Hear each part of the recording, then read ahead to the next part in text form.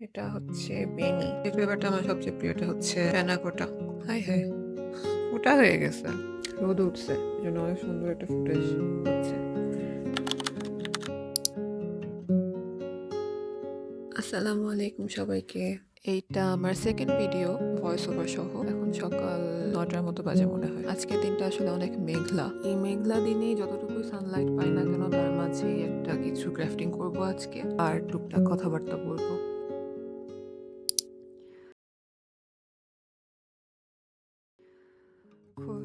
তো আমার এরকম একটা বক্স আছে, এখানে হচ্ছে আমি এই হাবিজাবি জিনিসপত্র রেখে দিই। আসলে এটা হাবিজাবি না, এটা কাজের জিনিস।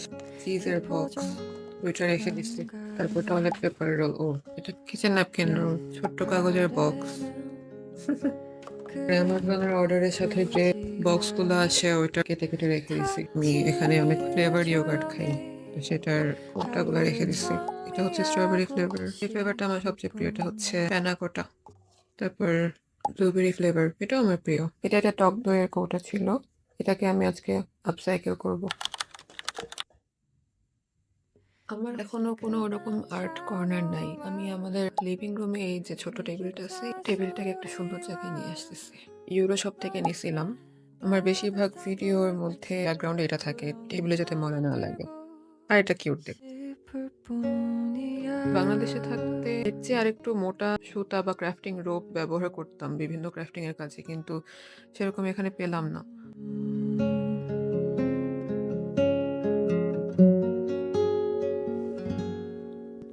আচ্ছা, এই দুটা ক্রাফটিং রোপ আমার কাছে ছিল, আর এই দুটাই আজকে আমি ব্যবহার করব।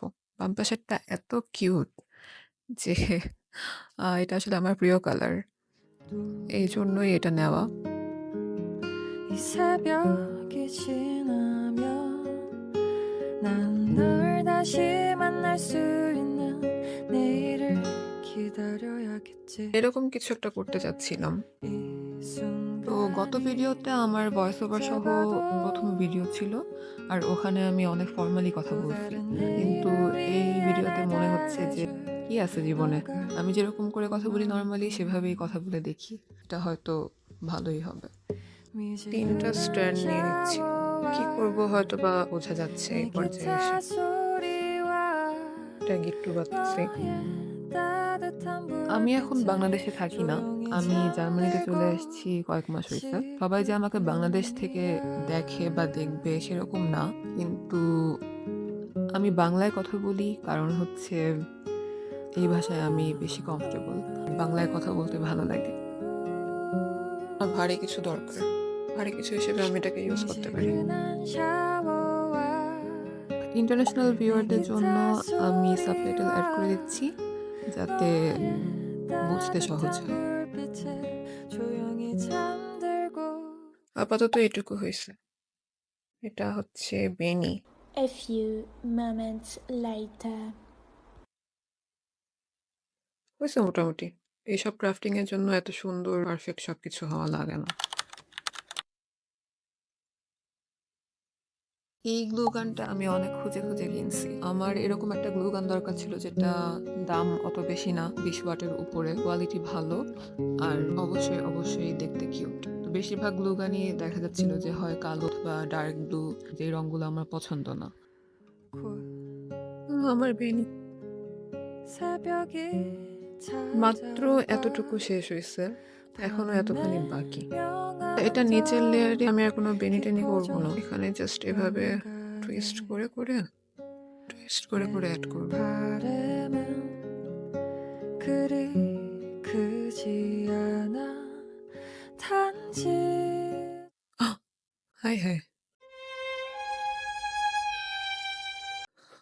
দেখছো, ফুটা হয়ে গেছে। প্লাস্টিকের কৌটা গ্লু গানের গরমে ফুটা হয়ে গেছে। আচ্ছা, এখন তাহলে গ্লু গানের পরিবর্তে এটা ইউজ করব, যদিও আমার ইয়াটা খুব বেশি পছন্দ না, খুলতেছেই না। আচ্ছা, অনেক ইউজ করে ফেলছি কারণ তখন আমার অন্য কিছু ছিল না। 조용히 하루를 না, 정리하고 싶을 খুব 뿐 তাড়াতাড়ি শুকায় না, কিন্তু প্লাস্টিক সারফেসে মনে হচ্ছে ভালো কাজ করে, খুব তাড়াতাড়ি শুকায় না দেখে এরকম এই যে চলে আসতেছে। এই যে এটাই সমস্যা। যে কেন এত এখানে ফেমাস আল্লাহই জানে। অথবা আমি ভুলভাবে ইউজ করতেছি। খুব ভালো লাগতেছে না আমি জানি। এটা পরে ঠিক হয়ে যাবে। Trust the process. 내 기타 আরেকটা ট্রাই 소리와 করব। এটা সুপার গ্লু টাইপের অনেকটা। কিন্তু কনসিস্টেন্সিটা সুপার গ্লুর মতো পাতলা না। 조용히 잠들고 ক্রাফটিং এর নিয়ম হচ্ছে কমপ্লিট হওয়ার আগে কোনো কিছুই ভালো দেখায় না। মানে এট লিস্ট এটা আমার ক্ষেত্রে হয়। এইগুলোটা মনে হচ্ছে বেটার। যেটা বললাম কমপ্লিট হওয়ার আগে কিছুই ভালো দেখায় না। এই যে রিপিটেশন, এই যে বারবার আমি একটাই বেনি বারবার বানাচ্ছি, তারপরে এক ধরনের কাজ আমি বারবার করতেছি, অনেকক্ষণ ধরে করতেছি এবং এটাতে বোর্ড হয়ে যাওয়াটাই আসলে স্বাভাবিক ছিল হয়তোবা, কিন্তু আমি জানি না এটা আমি আসলে বোর্ড হতেও হই না। মানে একটু একটু করে বিরক্ত লাগতে শুরু করলেও পরে আবার ভালো লাগে। আর এটা মনে হয় যে আমার ব্রেনটাকে একটু ঠান্ডা করলো বা আমি একটু কাম ডাউন হলাম প্রসেসটার জন্য। আচ্ছা, আমি কি বকবক করতেছি নিজেও জানি না। এখন বোঝা যাচ্ছে যে রোদ আসতেছে ঘরে। বাইরে অল্প অল্প সূর্যের আলো দেখা যাচ্ছে। 4 নাম্বার বেনিটা লাগাই ফেললাম। এই প্রসেসটাই আসলে অনেক সুদিং। বারবার এই সুতার কালারটা দেখে অনেক হ্যাপি হয়ে যাচ্ছি, কিন্তু এটা আমার 5ম বেনি আর এবার বেনি করতে করতে আমি আসলে একটু ক্লান্ত হয়ে যাচ্ছি, কিন্তু আমাকে এটা শেষ করতে হবে।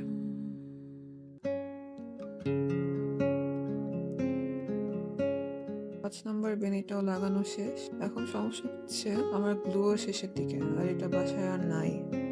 এবার আসলে আমার একটু আলসেমি ধরে গেছে, আর কোনো টুইস্টিং বা কিছুই করব না। এই গ্লুটা আসলে খারাপ না, ভালোই কাজ করতেছে। একটু ওয়েট করতে হয় এটার আঠাটা ভালো মতো বসার জন্য।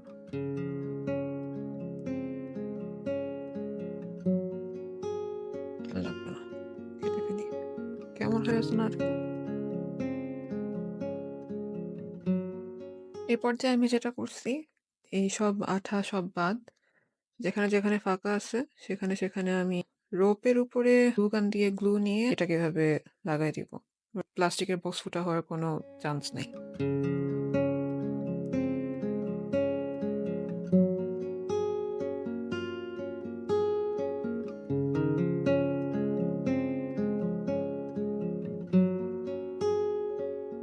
তো আমার এটা বানানো শেষ। আমি অনেকগুলা ফিনিশিং টাচ দিছি, যেমন এই যে গোলাপি সুতা দিয়ে একটু ফাঁকা ফাঁকা জায়গায় ছিল সেই জায়গাগুলো একটু ভরাট করে দিছি। ভিতরে না দেখলেই ভালো, কারণ এই যে গ্লু গানের কারণে ভিতরে ফুটা হয়ে গেছে, so এত ভিতরে দেখার দরকার নেই। রোদ উঠছে, এই জন্য অনেক সুন্দর একটা ফুটেজ হচ্ছে। এটা প্ল্যান্টার হিসেবে দেখতে আসলে অনেক সুন্দর হবে। আমি যাই বানাচ্ছি দেখা যাচ্ছে শেষমেশ আমি এটাকে পেন হোল্ডার হিসেবে ইউজ করতেছি। আমি সামনে কোনোদিন এটাতে একটা গাছের টব বসাবো। আমি এখন আমার ছোটবেলার কিছু জমানো পেন্সিল আর কলম শো অফ করতেছি। যাই হোক, এটাই ছিল আজকের ভিডিও। কমেন্ট সেকশনে যে কোনো ধরনের সমালোচনা লিখতে পারেন আর সাবস্ক্রাইব করবেন অবশ্যই। আর আমাকে ইনস্টাগ্রামেও ফলো করতে পারেন, টেন্ডার এন আমার ইনস্টাগ্রামের আইডি। আজকে এখানেই শেষ। ধন্যবাদ। Bye bye.